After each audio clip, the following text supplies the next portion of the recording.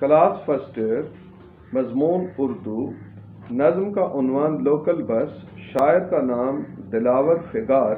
خلاصہ: بس میں مسافر ہار کی مانند لٹکتے نظر آتے تھے، کوئی ادھر تو کوئی ادھر پڑا ہوا تھا، کوئی گناہگار کی طرح ڈرا ہوا تھا، کوئی پنجرے میں مقید مرغ کی طرح پھنسا ہوا تھا، کسی مسافر کا پاؤں بھیڑ کے باعث سن ہو گیا تھا اور کسی کا جوتا کھڑاؤں سے بدل گیا تھا۔ گاڑی میں کنڈکٹر کو چلنے کا کہنے کے لیے شور برپا تھا۔ مسافر غصے میں آ کر کنڈکٹر سے لڑنے کے لیے آمادہ تھے۔ اس سے کہا گیا کہ اگر دولت کی ہوس ہے تو ہمارا کرایہ بڑھا دے۔